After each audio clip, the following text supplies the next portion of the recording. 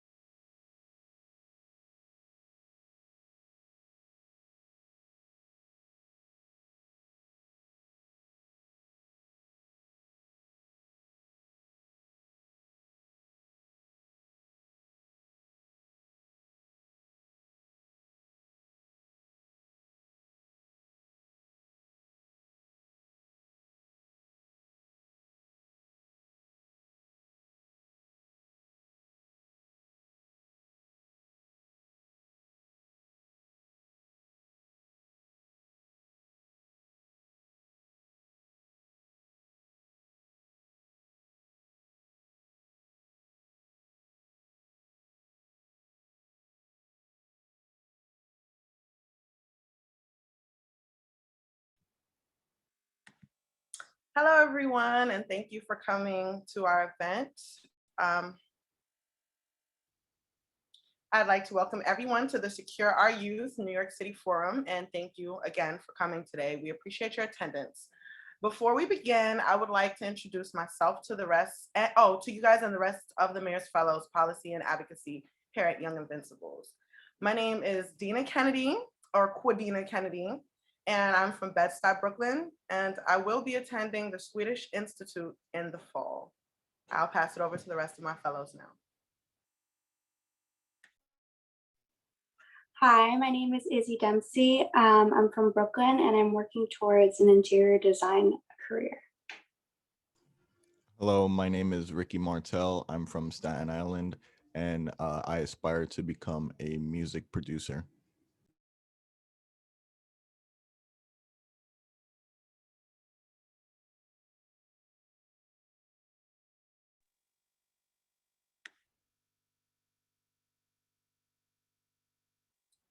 Okay, thank you guys. And unfortunately, a couple of our teammates were not able to make it today, and they are Enrique Ortez, Jenny Rojas, Lee Thorpe, and Leilani Guerrero.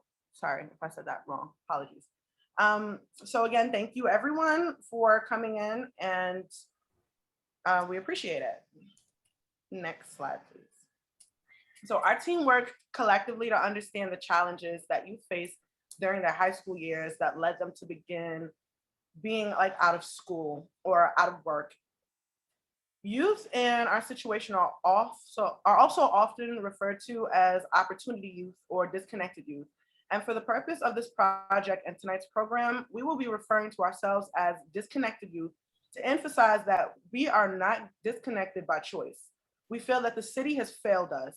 We would have liked to stay in school and earned our diploma, yet the city did not meet our unique needs that would have put us on the pathway to graduation. We understand that the term disconnected youth may make you feel uncomfortable, and that is the point. It empowers us to challenge the city to make a commitment to meeting the needs of all students, connecting them to the resources and supports necessary to evade disconnection. Next slide, please. So we are excited to share with you all what we have worked on over the past 4 months. And for the past 4 months for today's event, we will start off by providing a brief overview of the issue, and we will then follow up with survey data that we collected from disconnected youth. In addition, 3 panelists from our fellows, including myself, will share our experiences. City leaders will also join us in this conversation, and we'll learn more about what the city is doing to support New York City youth. Ideally, this discussion will create an understanding for what makes someone disconnected and hopefully superhead tougher action for change. We'll then share our policy recommendations to help us. Oh, hi, Daima. We'll then share our policy recommendations to help us increase opportunities for New Yorkers today. Finally, at the end of this event, we'll be sharing some calls to action that we will push city leaders to increase opportunities for disconnected youth and ensure that we are holding the New York City DOE accountable when it comes to meeting the needs of students. I will now pass it on to my teammate, Cte. Thank you, Dina. According to an article from Jobs First NYC, even before the pandemic, the population of out of school and out of work youth in NYC was already 13%. And as a result of this pandemic, that number is expected to have more than doubled, between 27% and 34%. The needs of NYC youth must be addressed. To learn more about the challenges young people face in obtaining a high school diploma, we conducted a survey called For Us, By Us. Some of the common themes included lack of financial support, after-school programming, family caregiving, and mental health resources, in addition to communication from their schools about these resources and programs. We need to understand that academics may not be the only priority for youth in the NYC public school system. Financial and caregiving responsibilities may lead students to drop out. Mental health struggles are another major challenge that students face when obtaining their diploma. Students are often not provided with the necessary resources or are often unaware of the options due to the lack of information and outreach from their schools. These are just a few examples of why students may disconnect. Our goal for Secure Youth NYC is to elevate these issues in order to ensure that more students have access to the resources and support needed to obtain a high school credential and enter into college or career pathway. I will now pass it on to Daima and Dina to share the data we collected from our survey to learn more about the experiences students face when trying to obtain their high school diploma.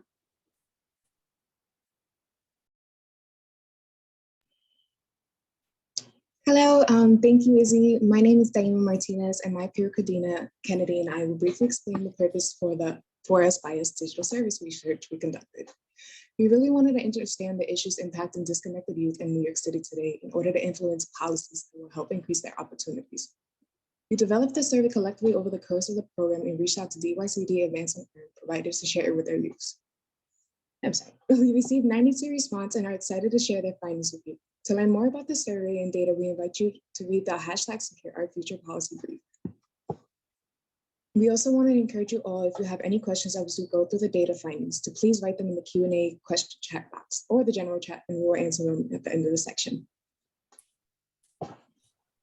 This survey addresses several issues, including participants' experience in high school, the role of mental health in school completions and their future plans, the challenges young people face when balancing school and meeting their essential needs, communications between schools, city services, students, and families.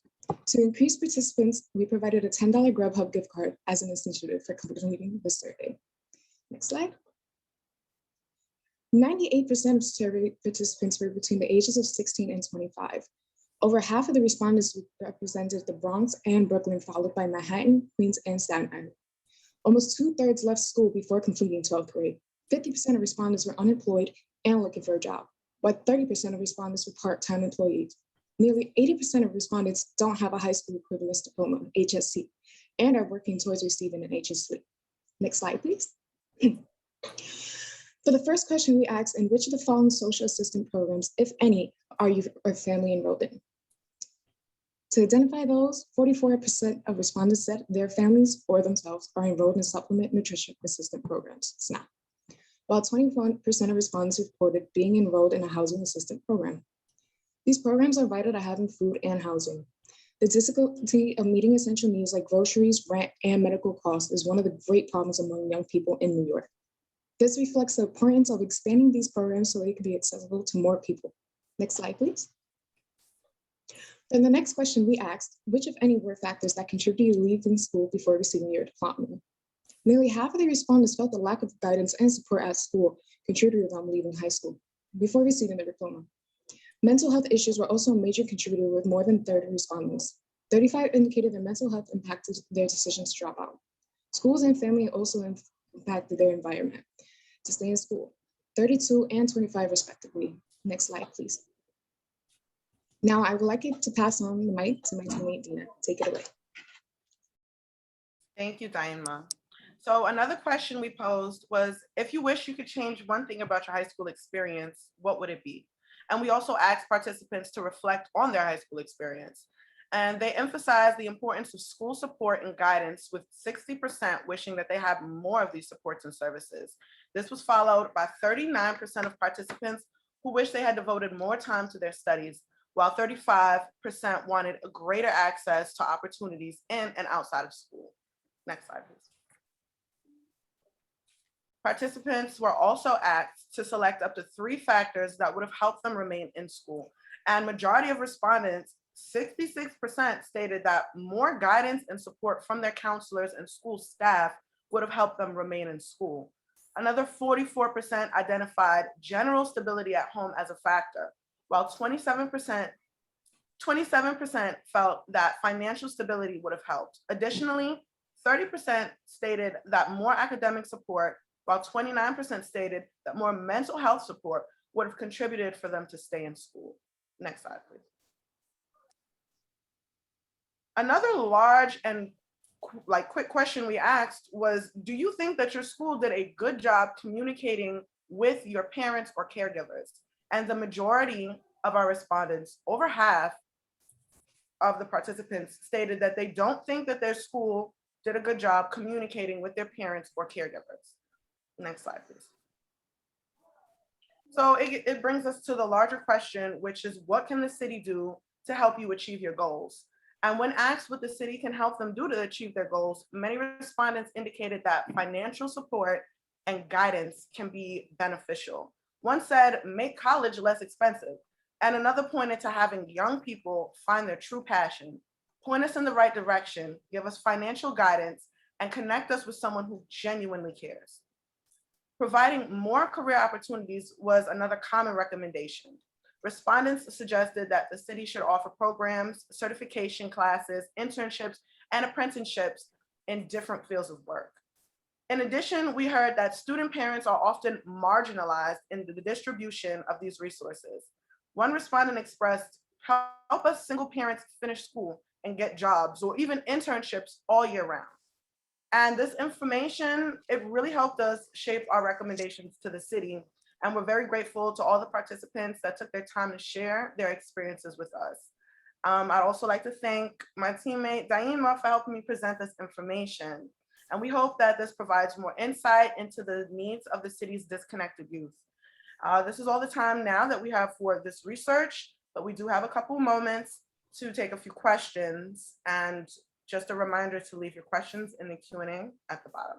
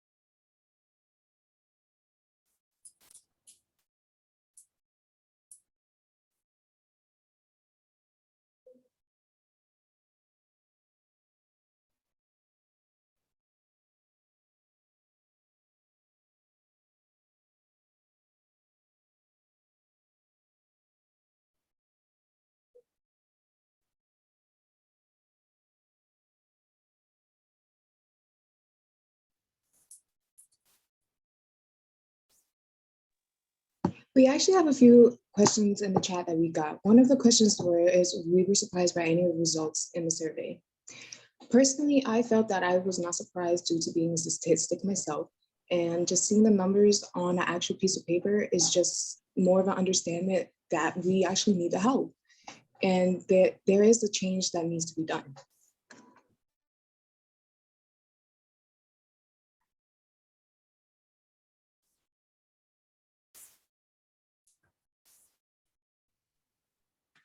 We just got another question in the chat from Richard Suarez, who asked, what particular examples of guidance were these students referring to? And in our research, we found that the students were referring to guidance in and outside of school. So counselor guidance was a main factor, like a lot of school guidance counselors or guidance from your teachers as well. That was a main factor. Thank you so much for that question, Richard.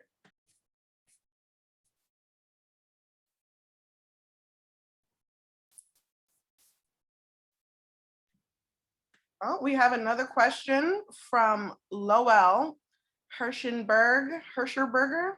I'm so sorry if I'm not pronouncing it right. It said, did you explore what sectors youth are interested in working in? Yeah, we asked in our collective group as we spoke, we did ask what people were interested in working in. And a lot of what we got feedback from was more internships and apprenticeships in field work and CTE work and things like that, things that are hands-on. People would rather do hands-on things. But then we also got a lot of other people who said that they can utilize their desk skills and people who are good typers and things like that. So anything office-based as well. It was a wide variety of things. And that was also one of the issues that we faced in trying to provide for people or figure out what they needed, because it was such a wide variety of things that people need. When we said specific needs, there are very many. And I know that everyone here can relate to that. But thank you, Lowell, for the question.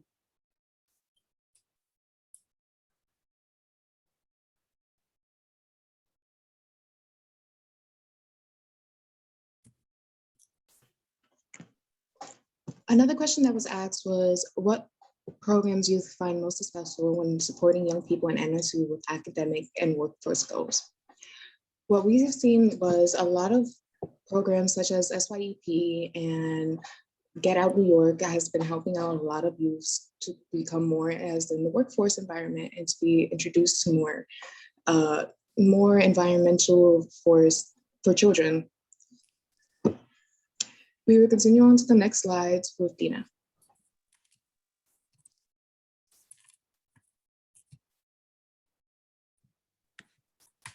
Thank you again for all of the questions. We really appreciate that. And now we will move on to our panel. And I will be moderating tonight's panel. And I'd like to introduce and welcome our panelists. We'll start with David Fisher, and he is the founder and executive director of the New York City Center for Youth Employment. And David has been working in the workforce development field for over a decade, including serving as a senior director for career and technical education at the New York City Department of Education. Next, I'd like to introduce Shonda Murphy, and she is the director of the Department of Youth Community Development's Advance and Earn program, which is a program that provides disconnected youth with a paid internship while they earn their high school equivalency with the help of a nonprofit provider. Shonda has been working in the youth development for over a decade and was formerly a deputy director of the DYCD program's School of Outreach in NYC. Oh, I'm sorry, Schools Out in NYC. Next, we have Joshua Poyer, and he is the vice president of Here to Hear's Hub and Student Voice, where he collaborates with organizations to develop programming that centers around students' voices. Joshua has been working with youth for over a decade as well, and has the roles such as youth developer and children's aid in society, as well as assistant director to the Roberto Clemente campus. And last but not least, we have Robert Zweig, and he is the superintendent of the New York City DOE's District 79, which oversees the city's alternative schools. Robert has worked in youth education for over 30 years and has served as a teacher and principal of the New York City Public School. We also have a few Mayor's Fellows on this panel, Leilani and Daima and myself. So who will be sharing more of our experiences with you guys today. So thank you again so much, panelists, for being here tonight.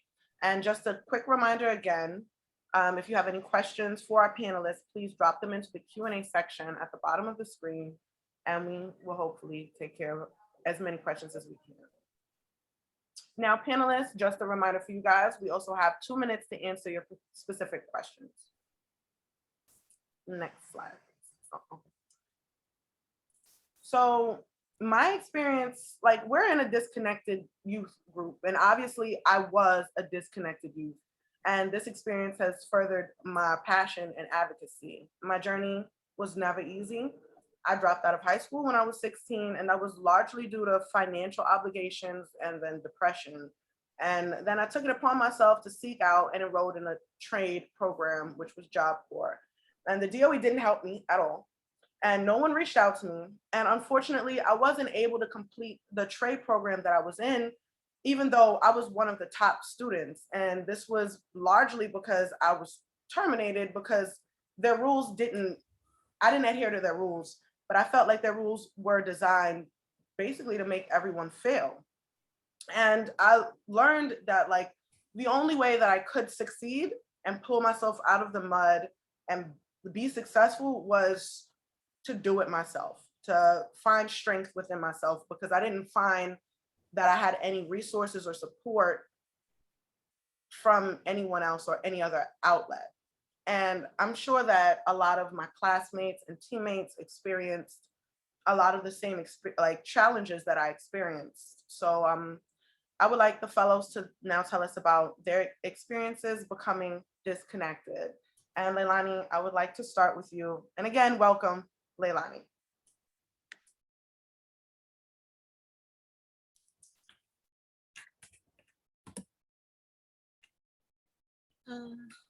Oh my God. Sorry about my camera quality over here. I don't know what's going on. My mental illness really started surfacing during my preteen years, and the bullying I experienced since elementary really exacerbated the issue. I had chronic depression and suicidal thoughts. My guidance counselor, who was supposed to help and guide me through these tumultuous times, was against me, and no other adult stepped up to even ask why my grades were suddenly starting to suffer or why I was skipping class.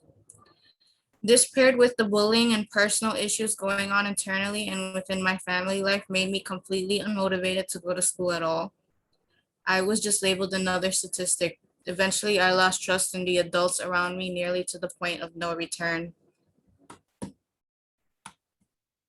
That was very powerful, Leilani, and that kind of resonated with me as well. And I appreciate you for sharing that with us. I would like to move on to our next panelist, Daima. Can you tell us what your experience was like becoming disconnected?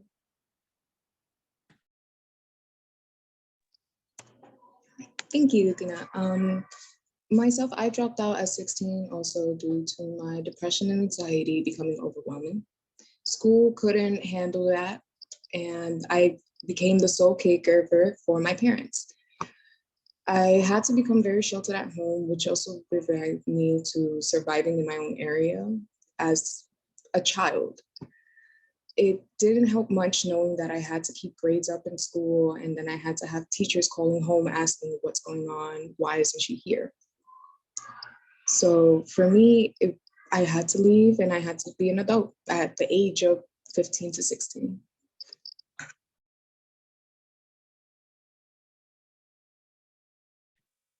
I can relate with that as well, Daima, that's very powerful. And again, thank you for sharing your experience with us today. Those are, I'm sorry. You get distracted when you hear something so powerful. I apologize. So again, thank you guys. And that's what we'll be moving on to our next question. So next slide, please. Which were, what resources and supports were helpful, if any? And for me, the biggest resource and support when I came back from Job Corps was the door. It was the only thing that I could Google and find immediately. This is where I could find and seek further education. This is where I could find and seek help with work, building a resume. It was right there, laid out in a blueprint, and the door had everything. They had snacks, they had full 3 meals for the day, lunch, breakfast, dinner. They had free clothing, they had a legal team, they had counseling, they had a full clinic that provided vision, dental, like just general health care. They had everything. And they had everything that I thought every school that I should have ever been in should have had in New York City. But for some reason, every New York City school is not allotted the same resources as the door. Another large support for me coming back from Job Corps was my sister, because she is basically my role model. Like, she's literally faced all the odds and beat them. And I'm just so proud of her. She just graduated Hunter College, and she has a great job working for Acacia, helping other people. And it's another large part as to why I want to go into advocacy and help, or just do anything and play my role to help. And I know that a lot of people, including my teammates, have not experienced the same opportunities as I have, or weren't lucky enough to come across places like the door. So I would like now for our fellows to tell us about the resources and support that you had in school, if any. And Diana, I would love to start with you. Thank you. Awesome. I didn't have any resources in school. I wasn't offered anything in school at all. But once I started seeing my own mental health therapists and everything, I started getting resources from there. They helped me find my Advance and Earn Center, which was Stanley Isaac Center. And that was the biggest help with me. They helped me change my HSC, and they actually helped me achieve getting my own caseworker and social worker to stay supporting me as well.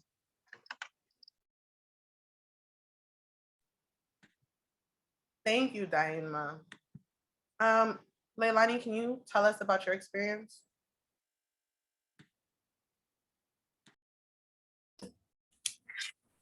I had no resources presented to me during my teenage years in high school. In 2019, I found AHRC, which is the program I'm with now, and did the Advance and Earn program in that year. I was going through a toxic relationship at the time that had me in a very dark place, so I never made it to the end of the program.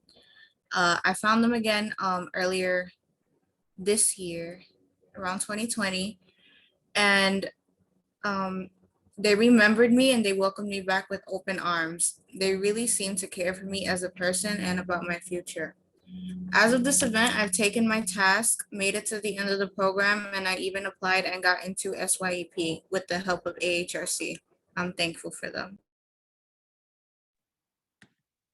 Congratulations, Leilani. And that's amazing to hear. It's always good to hear something great. And again, your story resonates with me, as I was a participant of AHRC and I'm graduating from it myself. The program definitely helped me as well. So now we'll move on to our next question. Next slide, please, which is the impact of COVID. And sorry to get so dark after getting so happy, but we all know that COVID has impacted all of us greatly. And when it came down to me, when I was looking for work and schooling, COVID ruined everything. As one of my coworkers said, if I see COVID outside, I'm gonna need to have a few words with her, because it really ruined a lot of things that I had going for me. I had a great job, I was happy, and I was ready to further my education. But as soon as the move and the shift to online learning happened, it was completely brand new. I didn't know of any places that I knew originally that were offering the classes. And it wasn't until I stumbled upon the AHRC program on Craigslist as I was like looking for work. And the advertisement just seemed too good to be true, but it was legitimate. So I clicked on and it changed my life. Also, unemployment sustained me during the time of COVID, but I didn't want it to debilitate me. I didn't want to get comfortable on that, because I wanted to be able to work and still pursue everything. There weren't many programs that offered that to me besides the AHRC program. So fellows, how has COVID affected your ability to attain a job or your high school education? Leilani, we can start with you.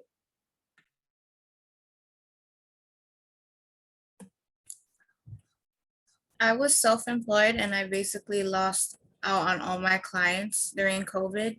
I take care of pets. So what essentially happened is I lost my job. I relied heavily on unemployment and PUA over this past year and the last.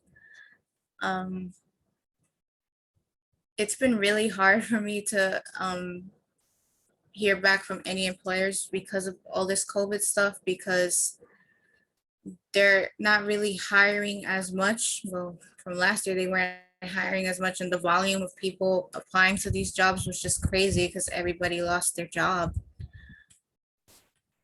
But it had no effect on me trying to go back to school. That's something I just decided for myself. I can actually relate to that a lot, Leilani, and especially with the job search. And it's great that you have the tenacity to keep going and achieving your education. So thank you for sharing that with us. Daima, what did the pandemic do? Like, how did that impact your life? How did the COVID pandemic impact your life? The pandemic actually helped me a lot. It actually gave me more time to look into opportunities. In addition, more resources came to surface, and I was actually eligible for those resources. During this time, I was introduced to Isaac Center, which they helped me get my HSC, and they helped me achieve my internship and my SYEP as well. Having these resources online really gave me the upper hand to be more present and more forwarding, since I dealing with a lot of anxiety and more of her being at home and being comfortable at home. It gave me access to just being myself.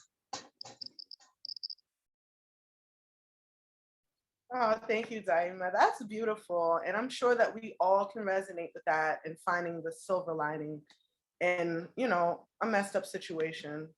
So it's beautiful that you were able to find yours and you didn't let this COVID, ruin anything for you. So next slide, please.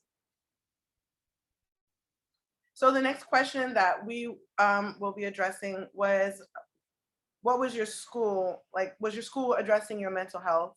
And how was your mental health experiences addressed in school?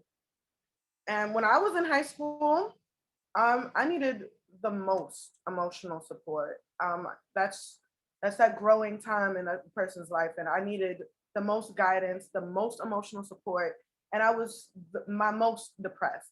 And when I decided to be vulnerable and ask for the help that I needed, I was embarrassed. And I felt like I exposed myself for no reason. I didn't get the help that I needed. And I just exposed myself. I didn't feel like my guidance counselors when I was in high school, or even when I was in Job Corps, I didn't feel like those people really looked out for me or really cared for me. I only felt like I was just exposing myself. And so again, I had to learn to be strong and advocate for myself and learn how to speak up for myself and realize hey, I need to speak to somebody who can help me. I need to go somewhere. I need help. And that was a large, a confidence booster for me, I guess, to be able to acknowledge that I needed that help. But my experience is very different from everybody else's, in that I was able to advocate for myself, but I know that a lot of people aren't. And that is what our statistics proved, that a lot of people need more help with. So I would like to ask my fellows now, what was your experience like with your school addressing any mental or emotional help that you needed? And Daima, we can start with you.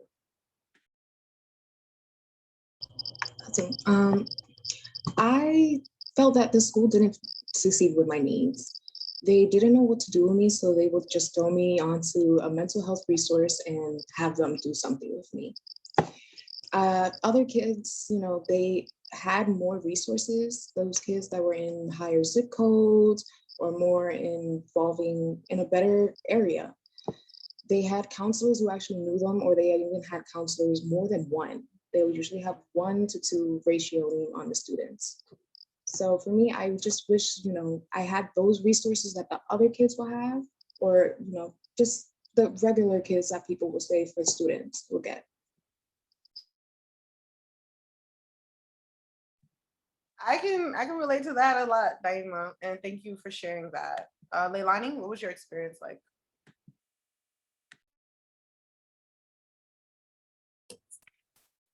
In my experience, schools are not equipped to deal with anything other than depression and anxiety.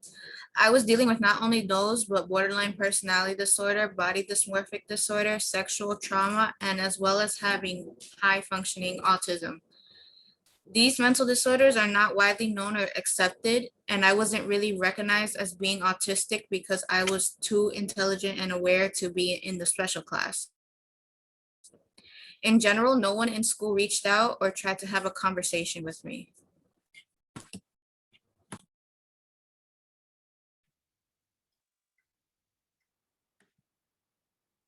Thank you, Leilani and Naima, for being so vulnerable and sharing your experiences with us about such a touchy subject. We'll now move on to asking our community leaders some questions. So can we change to the next slide, please? So this is focused on District 79 programs. Robert, as superintendent of alternative schools that help students attain a diploma or high school equivalency, what are you doing in District 79 to help ensure more students complete alternative programs like Living for the Young Family Through Education or the Young Adult Borough Centers program? Yes, thank you, Kadena. And I'd like to first start by saying that some of the programs that were mentioned here today, like The Door, like OBT, like the Isaac Center, are programs that we through District 79 partner with and provide through the resources of the Department of Education teachers that work in these agencies. So they're all programs with which I am very, very familiar, and we respect and recognize the powerful impact they have. What we do in these kinds of programs is bring the resources of the New York City Public Schools into community-based agencies. The theory being that if we could provide the education and the agency could provide the kinds of services that you're all describing, then we really are kind of bringing our resources together to help a whole student. In terms of what we're doing to help students complete, I'm happy to say it's a lot of the things that you talked about when the fellows were answering the questions. We have high school equivalency programs in over 90 locations throughout New York City. They are not only in the daytime, they do take place in the evening. Some of our programs take place on Saturdays. So there is a recognition that we need to provide services at the time and in locations that young people will feel comfortable and able to go to. So although we are school employers and I'm a school superintendent, it's not school in the traditional sense of a building. Here are the hours, here's your program card, you see a counselor only during this period. It's a much more informal arrangement and much more community-based. And I think when I hear you all talk, it kind of confirms for me that that's something we need to do more of here in New York City. This year, during a pandemic year, when we've had to deal with death and trauma and mental illness and complete remote instruction for most of the year, by the time next week rolls around, District 79 will have graduated over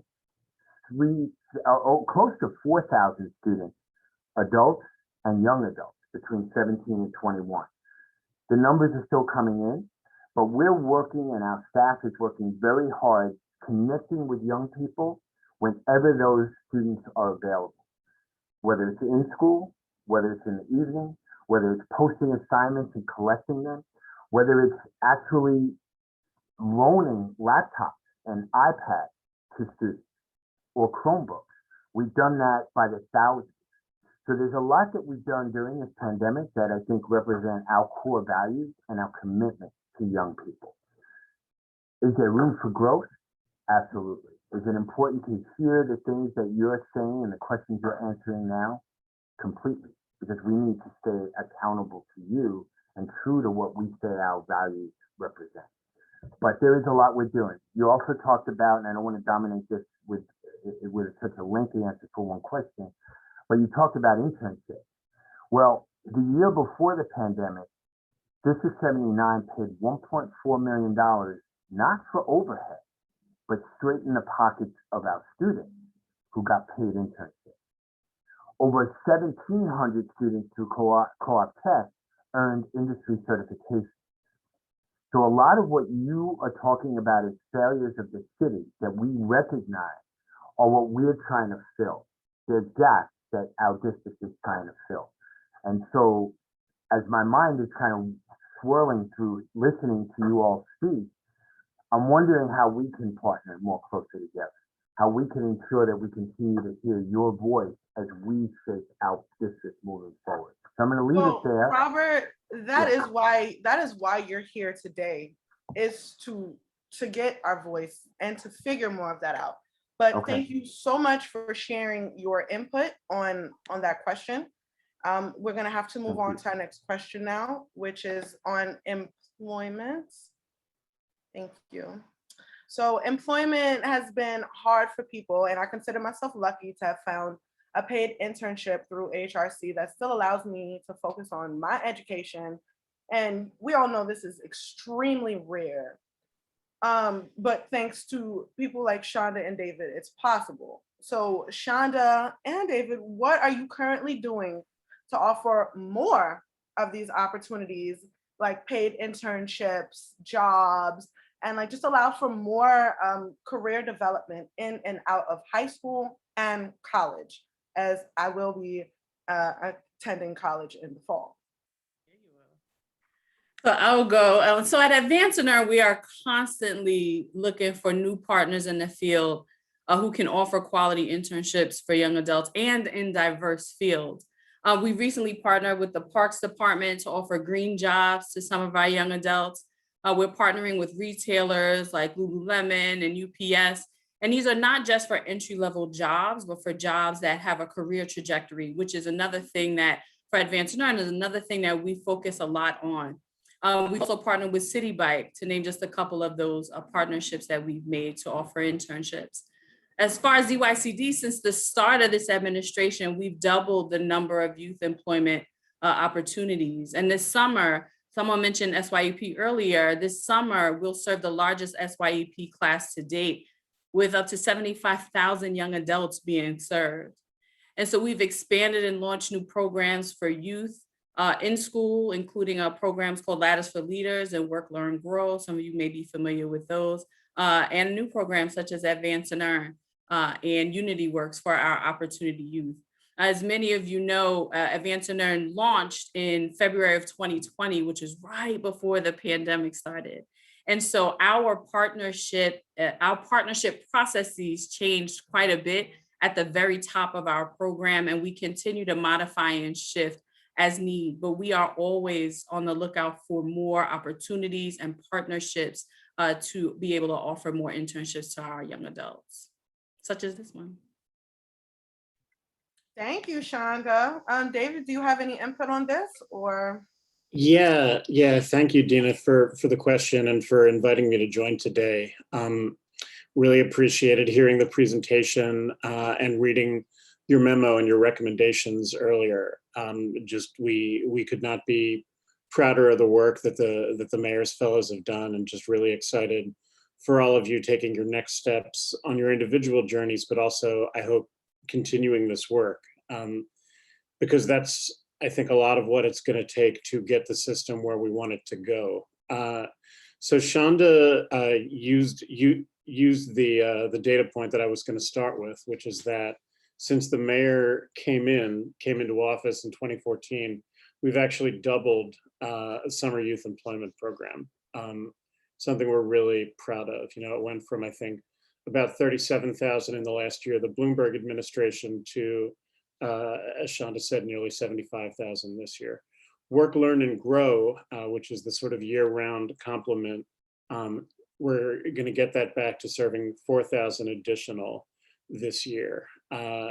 In career and technical education, which I know is something that you all talk about in the brief, we've seen the number of internships go up pretty considerably, and we developed a wonderful model called Cte Industry Scholars, which runs both in the summer and during the school year. I think it's going to serve about 1,000 this summer. In past years, it's actually done more than that. And between internships and other work-based learning activities, like mock interviews and site visits and things like that, it serves about 4,000 CTE students every year. But beyond just sort of like the statistics, the numbers, the talking points, the main thing we've really tried to do at the Center for Youth Employment is try to make the case about how important this is, how there's not a conflict or a tension between career exploration and work-based learning and doing well in school. Those things actually go hand in hand. They complement each other. I mean, as I was listening to your presentation and this sort of the personal testimonies that the fellows were giving, I was just thinking about, two things. One, every young person is going to struggle. And I think, the sad thing about what happens when young people become disconnected is that, yes, the system did fail them because the system gave them no cushion and no support when they hit that moment of struggle. There was nothing, there not enough there to help through personal trauma, mental illness, health challenges, housing insecurity, going hungry. I mean, just the litany of obstacles that comes up in life. And we need to build a system where those things are always available and customized for the person. But beyond that, I mean, the other thing about getting over struggle is that if you have a compelling reason to go to school, something that you love, something that makes you feel like you can see and touch and shape your future, I think it becomes that much easier to overcome some of those challenges. Work-based learning, internships, apprenticeships, getting paid to find out what you love, what you're passionate about, needs to be part of that. And that's the case that we've been trying to make. We're not all the way there. I know that a big push among the advocacy community has been toward universal SYEP. We want to see that happen. We want to see it done in a responsible way where we can offer not only an experience to everyone, but a high quality experience, because just as, the program is not only twice as big since the mayor came in, I believe, and I'll cop to my bias, it's twice as good based on the things that we've done to just add more program options. And we can tell similar stories kind of going all across the line. I see, Dina, you just came back on, which I imagine is sort of like the flashing stop talking sign. So I will do that now, but thank you. No, I just want to thank you for thanking us and for congratulating us and acknowledging us. We all appreciate it very much. And we appreciate the work that you've done and all of the insight. And I love the fact that you had so much to say. I'm sorry that I had to cut you off, but we are on a time limit. So unfortunately, we'll have to move on to the next question. So next slide, please. That brings me to after school programming. And honestly, when I was in high school, which was a long time ago, but when I was attending schools and in high school, they had after school programs. They had cheerleading, they had volleyball, basketball, fencing, whatever you could do, but they didn't have any career readiness programs.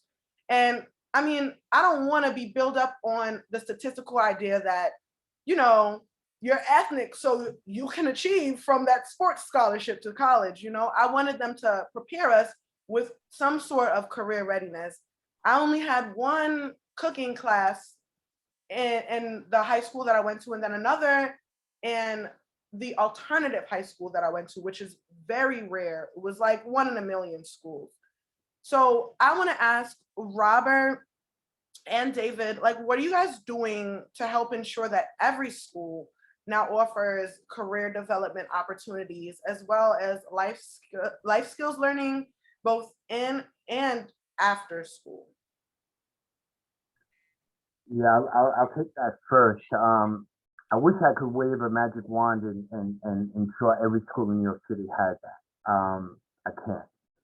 I can tell you that as long as I sit in the seat I'm sitting in now for District 79, which when you include our adult ed population, serves somewhere around 65 to 70,000 people a year, many of whom would be characterized as out of school and out of work. We are putting a stake in the ground around career development and life skills. So let me be specific. I mentioned before co-op tech. I mentioned before paid internships. We also have kind of taken up a lot of seats for this year's summer youth employment program. We have hired people whose jobs it is explicitly and exclusively to develop employment pipelines and community partnerships all around employment.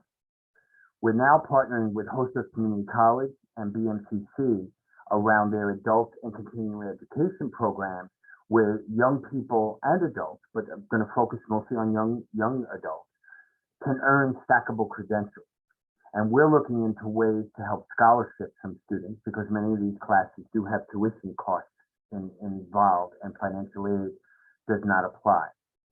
In terms of life skills, we hire a great deal of social workers, guidance counselors, and some psychologists. I heard very clearly what students said before, like Leilani and Daima, about needing support from school. We know that high schools often have a guidance counselor for 250, 300 or more students. We ensure that our guidance counselors and our social workers don't have caseloads of more than 30. So and one other, we hire something called coaches.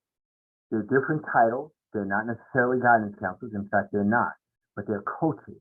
They're career and college coaches. They're advocacy coaches. Often, young people themselves who look like the young people we serve and have experienced many of the same journeys, to be role models, to be mentors, to be people who give a reassuring hand and smile and a listening ear. So we're doing not every school, because I can't control that, but within D79, we continue to work at getting better at career development, life skills, both in school and preparing people for success after school. Well, thank you, Robert. And you actually did touch on something that we will be speaking on later on in our presentation. So I'm glad that you spoke on that. And that's a little tidbit for you. Now you have a little surprise for you to figure out like later on in the presentation, because it's something that you said that was very powerful. If everybody else was listening, that we're going to address on. David, I don't know if you have anything to say. You got about like 30 seconds, but you know.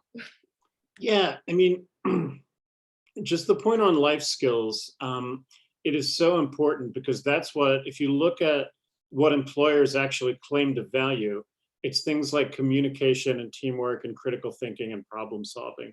And I've just been thinking a lot recently about how we begin to make that the centerpiece of the curriculum more than, math and English and history and science. Those things are important, but those almost should be like the delivery vehicles. We have a pilot underway in middle school called Exploring Futures, which is doing some early career exploration. And we've been working with the CTE team and others, including Bob and his colleagues at Access D79, to figure out how to put more of this in transfer schools. But ultimately, I don't think it's going to go system-wide, and it does need to go system-wide until we create a strong incentive within the DOE to do it, and give them funding to make them able to do it. Schools need to be held accountable for it, and then given the supports to do it well. So that's the long-term answer. But meanwhile, we're trying to create facts on the ground and just make the case that when you offer this, young people respond, even over Zoom, by the way, where we know engagement hasn't been quite as strong generally, and then sort of build the case from there and create more pressure to change the policy and the investments and the accountability.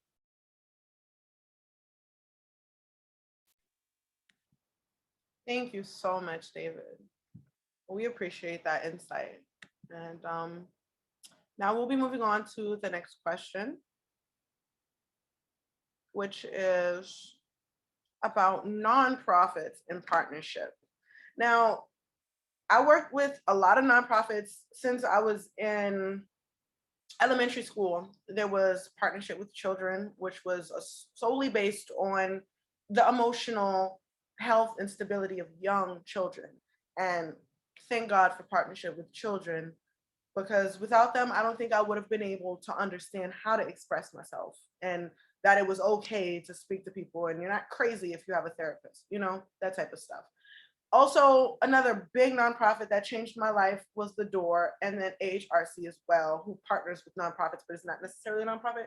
But yeah, that. So in nonprofits, Joshua Poyer, we know that you are in the nonprofits working in the field with children.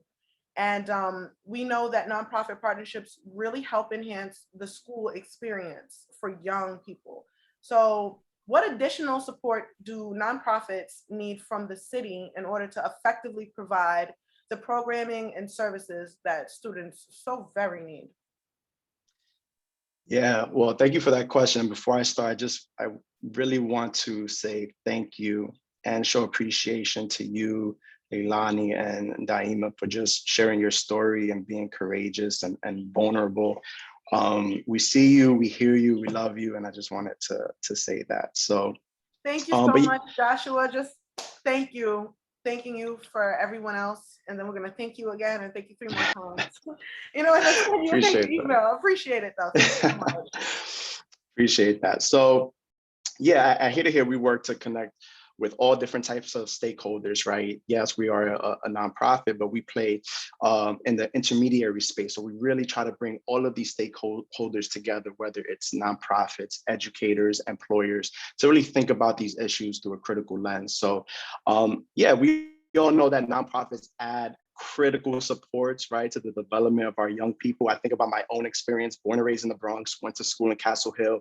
Think about, you know, how I was a participant at an after school program and how much I was able to learn and grow from that experience. So I think one of the things that's really unique and important to name is that these experiences that you have with nonprofit organizations, they help young people launch boldly and confidently into careers, right? So I think when it comes to thinking about how can the city support, one is just vocalizing support of nonprofits and CBOs and just naming how critically important that is, right?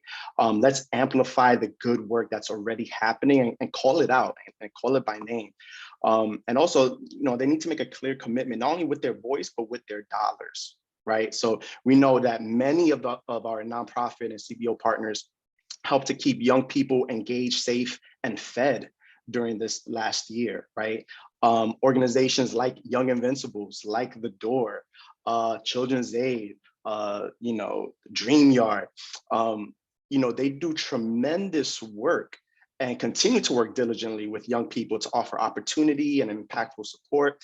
So we need to make sure that, you know, we're putting some real dollars behind CBO partners and combine that with policy that allows those organizations to have an even further reach, right? Many of, you know, these nonprofits and CBOs offer school year and summer paid experiences, right? So we need to make sure that those providers have the capacity that they need to provide the full breadth of services and support possible. It's critically important that those dollars come from the city, right? It increases jobs, it increases opportunities, and it also allows young people to have a more realized vision of their own future, right? Our collective recovery and future success depends on breaking down systemic barriers, right? That silence the ambitions of young people, especially Black and Brown students. So they need to be really clear with their commitments. City officials need to be vocal about their support, and that needs to be backed by real dollars and real investment. Thank you, Joshua. And I mean, you kind of already touched on the next question that I had just for you, because as a person who works in nonprofits, a nonprofit leader, and you work so connectedly close with the youth, you hear what they need, you know, directly from, you know, the horse's mouth, word of mouth, you hear exactly what these people need. What is it that you're hearing from these students that can help improve their overall life, and then also help them achieve their personal goals and their academic goals and their financial goals and their career goals. What is it that you're hearing from them right now that they need from you or from the city or from their parents in general? What are you hearing that they need? What is the biggest thing that they need? Yeah. That's a great question. And I'm fortunate enough to have worked throughout my career with middle school, high school, and college students. And the one thing that remains throughout all of those groups is they want opportunity. I mean, it comes down to that. They want opportunity. Students want to be connected. They want to feel valued. Particularly around having dedicated support, right? When we think about their schools, students want to have someone there to help guide them to and through these opportunities. At Here to Here, we launched 2 years ago a student ambassador fellowship program where we hired students to kind of be work-based learning coordinators within their school to kind of get the word out about internships and apprenticeships and help their peers sign up and apply for these opportunities. But in reality, what we need is a dedicated work-based learning coordinator at each of our schools that can take that work and really build those relationships and provide support to our young people. And then you all spoke about this earlier, right? SEL supports, right? We need to have a holistic approach when nurturing our young people. And that means making sure that there are SEL supports embedded not only in school, but across work-based learning experiences. Another piece that young people often talk about is financial literacy, right? Understanding and learning the fundamentals of personal finances. What does it mean to have a checkings account? What does it mean to have a savings account? How do you establish credit? What's the stock market? I want to learn more about that. What's going on with GameStop, right? If you have conversations about these things at an earlier age, you'll see young people show up in a different way, not only in school, but in work. And another piece is we need to make sure that all of these conversations that we're having is always centered around equity, right? Making sure that young people are getting everything that they need to be their full selves. So those are a few things that we're hearing from young people. I would say that the last piece of that is, thinking about workforce and jobs. Young people want universal SYEP, right? It shouldn't be a raffle. It shouldn't be based on chance. Every New York City student should have access to SYEP. So those are a few of the things that young people are talking about, and at Here to Here, we're advocating for. Thank you so much, Joshua. Like, it's people like you who help enhance and provide for the future. So we appreciate all the work that you're doing, and just continue doing what you're doing. This leads us to our next question, which is our last question. So all of our panelists, if you guys want, our expert panelists, you guys can turn on your cameras whenever you feel like it, because this question is for all of you, Shonda, Robert, Joshua, and David. Because we know that the city needs more. And we see that obviously from one city program, you guys have all been brought together. You guys have all been brought together to hear our stories. You see that this is benefiting the youth, right? So like, what are you all doing collectively, individually? And what are your recommendations to the city? Mainly, what are your, because we're about to have a new mayor. Like, what are your recommendations to the city to better support everything that we're doing and developing, better support career development, paid opportunity, more mental health support, like everything for the New York City youth? Yeah. And because we have everybody here, I would love to start with David, and then we go into Shonda, Joshua, and end with Robert, if that's all right with you guys. Yeah, I mean, I'll give you one big one from which a lot of other things flow, which is that just embrace the idea that the top mission of school is to prepare young people for successful lives after school. And that really means centering career exploration, career readiness. Everything else kind of flows into that. The way you think about academic content, the way you think about life skills, graduation requirements, getting rid of the regents, which I am just fully on board with, changing how the school day is structured, breaking away from the sort of constraints of seat time, realizing that learning happens everywhere and learning happens from everyone, and that teachers, educators, counselors, everybody else, partners, are sort of guides and partners in that learning experience. It's not just teachers talking at kids and hoping some of it gets absorbed and these other things, these life skills get picked up along the way. If you change that focus, if you get toward that new mission, if you embrace that culture, then a lot of other things are suddenly going to make sense. And many of the things that have come up in this conversation, I think, become a lot easier to advocate for and achieve. So I think part of this starts with ensuring that young adults have a real seat at the table, that their voices are genuinely heard. And I think we oftentimes underestimate what youth voice really means as part of a program or part of a way forward for ensuring that young adults get the career development opportunities they need. So ensuring that there's a real seat at the table, paying attention to what your interests are and pursuing partnerships in those fields wherever possible.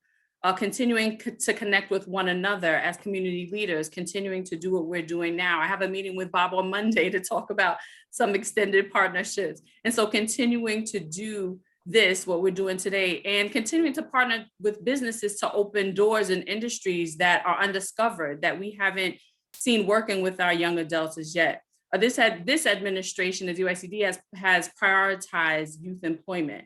And we're excited to see that many of the mayoral candidates seem to have plans to expand programming in that way as well. And so continuing to hold them accountable for that as well. Staying connected to the business community is going to continue to be a priority and important to ensure that hiring young adults and providing quality internships are part of their COVID recovery plan. Things are going to look a little bit different on the other side of this, and ensuring that businesses have our young adults on the radar and on their priority list to include in their employment opportunities is really where we're focused. Yeah, I want to +1 check mark those thoughts and sentiments. You know, here we're part of this campaign called Pathways to Prosperity NYC. Folks on Twitter, use that hashtag and check it out. You can also check out the website. But for us, yeah, I just want to underscore the importance of authentic student voice and agency in these conversations. A lot of times, you know, folks in leadership positions have these discussions without the young people that it's going to affect, right? So we need to make sure that young people are not only at the table, but young people are leading those conversations, just like you guys are doing today, which is so incredible. And again, I'm gonna come back to this idea of like universal SYEP, right? How can we make sure that every public high school student could have the option of a paid summer job that aligns with their interests and goals and skills? Also thinking about in the CUNY space, how can we make sure that students are getting credit for work? We know college students and even high school students oftentimes have to manage a part-time job, sometimes a full-time job. How can we make sure that young people are getting credit for that? And then lastly, just making sure that, you know, we're connecting youth internships, apprenticeships, and other types of work-based learning to city, state, and federal economic development strategies, right? So really thinking about how can we make sure that any RFPs that come down the pike, that we are incentivizing and we are exploring the ways that those proposals are centered around making sure young people have those opportunities and experiences.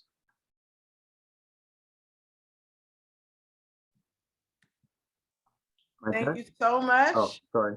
I'm sorry, Robert. No, I heard a pause. There was a It's- pause, so I didn't know if I should jump in. No, you But- can definitely, okay. you were supposed to jump in. I just saw that our chat was lighting up after Okay. Joshua spoke. I don't know if he was seeing it. So thank you, Joshua, for that. And Robert, you can go ahead. I'm sorry. All right, thank you. So I echo much of what Joshua said. I think student voice or young people voice is something we can't give lip service to, and I think sometimes we do. So for example, I said earlier that I would like to really find a way to partner with you all. That doesn't come through by having a meeting like this and saying, oh, see you the next time there's an event. It really is following up and developing real structures and systems to bring us together. And now, you know, if there's one silver lining from this pandemic, this use of Zoom is a way for us to connect in ways that we never thought of before. And it really can be a powerful tool. I also want to say something that I don't think I heard. And when I started in this work, and obviously I'm older than everybody here, and I started way back in the 80s. But there was something that existed in a program that I worked in Brooklyn that I don't see so much anymore. And it was a small community-based organization. And I fear that sometimes we've almost become too big in the way we try to serve. And it's all about how much money an agency gets or where its offices are. Where I worked was like a storefront. But what it had was a safety for young people to come in on a regular basis, kind of like the door. I haven't been at the door for a while, but I know full well it's a place that when you go after school hours, it is bustling with young people. It is safe. People are playing table tennis, they're hanging out, they're on their phones, they're doing dance, they're doing art, they're doing all sorts of things.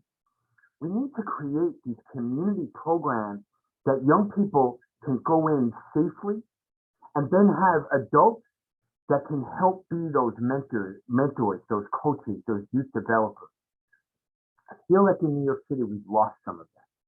And I think we would be well served to bring that back. Two others, and then I'll stop. There are a lot of services that we all provide, but how well do we coordinate them? And are any of us an expert at any one where we can kind of play off each other with our expertise?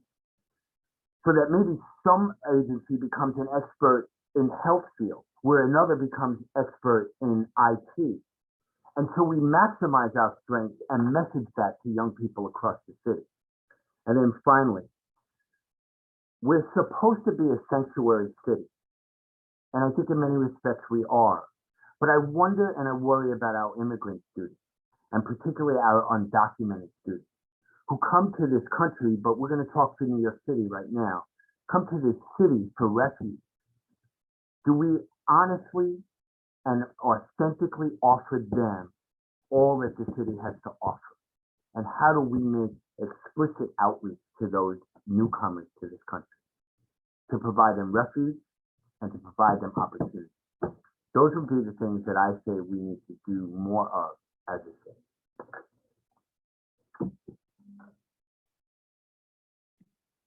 Thank you, Robert. That was very insightful. And well, that is all the time we have now for the questions specifically designed for our panel. And I appreciate everyone for giving their insight. Now we'll open up our forum for everyone else to ask questions to the entire panel, both student and expert. Please, another reminder to leave all your questions in the Q&A at the bottom, and we'll get started with that very shortly.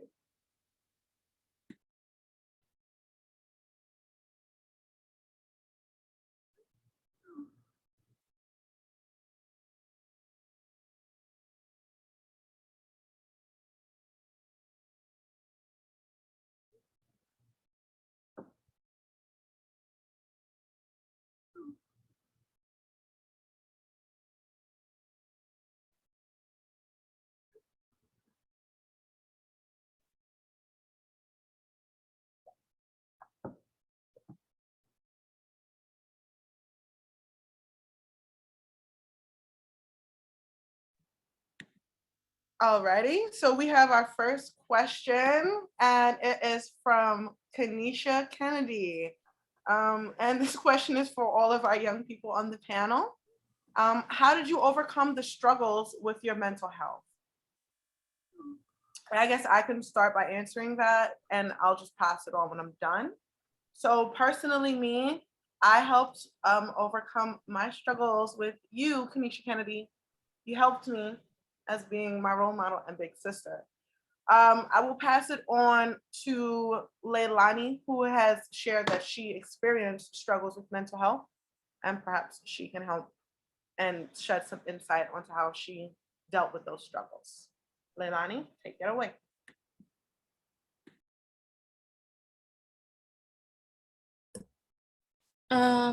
I mean, if I'm being honest, I kind of really haven't addressed those struggles internally. I mean, when I was high school age dealing with these things, I tried to go to therapy, which my school never recommended. It was my mother who had to put me in there herself. But therapy didn't really work for me. I would need something special called DBT, which unfortunately you have to pay out of pocket for. It's not covered by Medicaid. So I kind of really haven't gotten around to addressing it. I just take it day by day.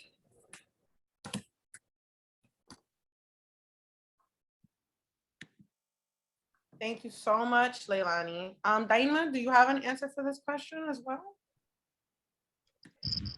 Yeah, it's almost the same as Leilani. Technically, I am still battling my own mental health issues, and I can say that I've progressed more than what I've done in high school. Being in high school was more of a sheltered and not knowing how to handle depression and just handle life, and just having so much overwhelm happening in 1 minute, from your area not being safe, from trying to get to school and it not being safe, and school just not having nothing to do for you. But as I progressed more and as I got into learning more about my mental health and having my resources, and even getting into Isaac Center, getting the social support from there, and just the social support from the staff members, they actually helped me a lot.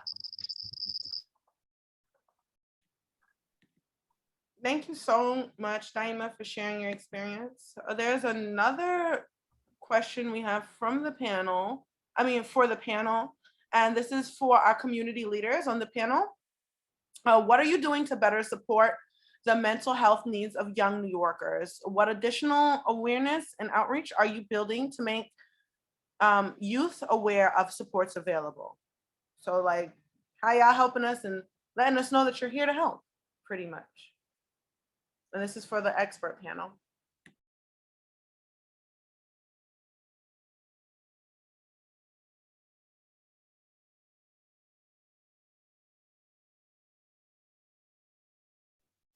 So I could jump in quickly. Actually, this is a significant piece of the work that, we want to spend some more time being intentional with. So actually this summer, we're hiring an intern to really dig in and identify the ways in which SEL supports can be embedded across work-based learning opportunities. Try to find examples of where that shows up and it's effective, and other examples where it doesn't show up, and provide a report at the end of the summer to kind of show nonprofits, show organizations, hey, here are the best strategies and best practices to support your young people, because it is a critically important issue that can't be swept under the rug. We need to have a holistic approach when we engage with our young people. And so we're certainly doing our part to try to develop and identify solutions and best practices that can help the field. And if I can speak a bit to A&E, this program was built with additional social service components embedded into the program. And those were embedded before COVID happened. And so in the midst of a pandemic, you can imagine, as I'm sure many of you, as we all have experienced, some mental health challenges that have shown up. And our young people, they've been impacted in a significant way. And so our programming, in addition to what we recognize has been a challenge for both all the social workers and the case managers, in our programming, in response to that, we've developed what we call a social work circle, where we work to support all of our case managers and all of the social workers that are employed by our programs, because if they are not supported, if they are not healthy, they cannot help and support you all. And so in addition to working with our young people more closely, we've encouraged our providers to really make sure they are insulating and taking care of the social service supports that we've offered in our programs. Because in order for us to serve our young people holistically, as I echo what Joshua just said, we need to all be healthy. And so the social workers and the case managers in our program, we've worked to really kind of gather them in and work really closely with them as well. Well, thank you so much, Shonda and Joshua, for that input. And again, for our esteemed panel, thank you again for participating in these questions. We really do appreciate your insight and input into the topic. And we hope that we can continue to partner with you and focus on these issues more. Next, we will be discussing our recommendations. And for that, I'll pass it over to my teammate, Ricky, who will be addressing our recommendations. Thank you again. Thank you again, Dina. And of course, to our panelists. Now I will be going over our policy agenda to highlight recommendations that meet the needs of disconnected young New Yorkers and increase their education and workforce opportunities. First, we demand that the NYC DOE address the mental health needs of young adult New Yorkers by increasing access to quality mental health support in schools. One way is to hire more counselors. Just given the results of our survey, we know that more students feel like they don't have enough support. How would you feel if you were a counselor that had to manage a caseload of over 300 students? It's not realistic to effectively meet their needs or to even remember who they are. In addition, given the diverse backgrounds and identities of NYC students, we also need diverse counselors and school staff who we can relate to and can understand our unique struggles. Moreover, counselors should receive anti-bias training and training on a wide range of mental disorders and conditions in order to appropriately address the individual needs of students. Also, the city must work to increase outreach and awareness of mental health resources through more advertisements and social media campaigns. Second, the DOE should ensure access to opportunities for academic, personal, and professional growth, and expand the curriculum to include more relevant and inclusive coursework. We ask that the DOE incorporate inclusive sexual health education by integrating LGBTQIA+ experiences so youth who identify within the community do not feel excluded and receive the necessary sexual health education. We also recommend partnering with nonprofits such as Planned Parenthood to teach these classes and train peers to eventually lead sessions. Another way of expanding the curriculum is to build in life skills education by including real world examples in application or by having additional workshops or classes available to learn skills that are crucial for everyday life and allow us to be self-sufficient. We also want the DOE to improve the dropout intervention process by providing extra academic support, personalized counseling, and more progress checks from counselors and teachers. To prevent students from possibly dropping out, schools should give more support to students by offering access to counselors and working with students on developing an individualized plan to address the underlying reasons for the academic performance and give them the proper resources or referrals. Additionally, counselors and teachers should increase outreach to students and frequently check their progress so that any issues that can be addressed immediately before it is too late. Change slides. Another recommendation is for the DOE to improve their outreach with schools, students, and caretakers by communicating in a variety of languages and methods. Parents and caretakers may not speak English as a first language and may not have access to digital means or be tech savvy as us. We would also like to see expanded programming that supports students with caregiving and or financial responsibilities, as they may have to make the choice between staying in school or working to support their family. More social work support should be given to these families to connect them to benefits in which they may be eligible, as well as additional support in the form of childcare. Lastly, we ask the DOE to provide alternatives to high-stakes standardized testing like the Regents exams. These standardized tests are not an efficient measure of how successful students will be in school and after they graduate. They also are not accurate enough to evaluate students' academic progress and abilities. Students' futures should not be determined by a series of tests. Therefore, the DOE should provide alternatives to these tests and better tools to guide them towards success. I will now pass it on to Izzy and Daima to hear our calls to action and how you can get involved to address the needs of disconnected youth. Thanks, Ricky. Hi, everyone. Thank you for staying with us, and we're very excited to talk about our calls to action. and the 2 ways that you can all participate to ensure that young New Yorkers are having their needs addressed.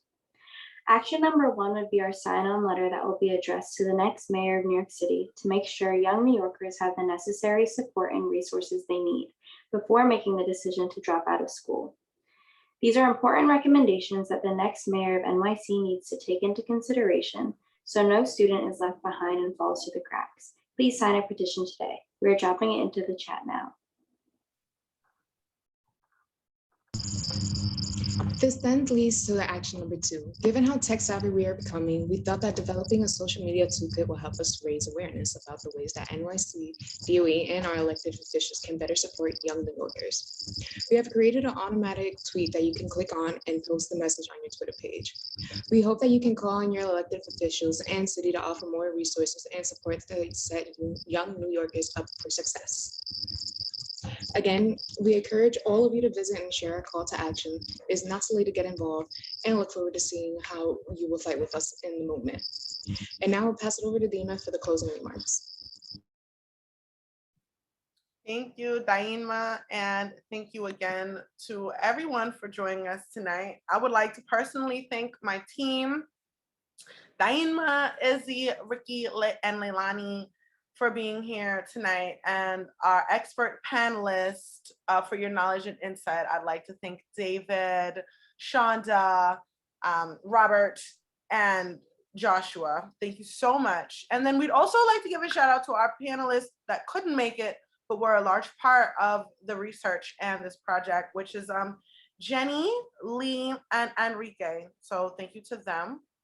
And again, thank you all for deciding to spend about an hour and a half with us today, just listening and focusing on how we can better improve the needs of New York City's disconnected youth. We hopefully want you guys to sign our petition and sign our letter, drop it into the chat now, Melanie. We have our social media toolkit and our petition that will be links in the chat. We hope that you guys can sign into that, and we appreciate that as well. So again, thank you guys for coming out tonight and spending your time with us, working on how we can improve New York City's disconnected youth. Please be safe. I wouldn't say get home safe because we're doing a Zoom, but I will say have a great day, and if you cannot, don't go messing up anybody else's. And that will be the end of our session for today. Thank you again for joining. Good night.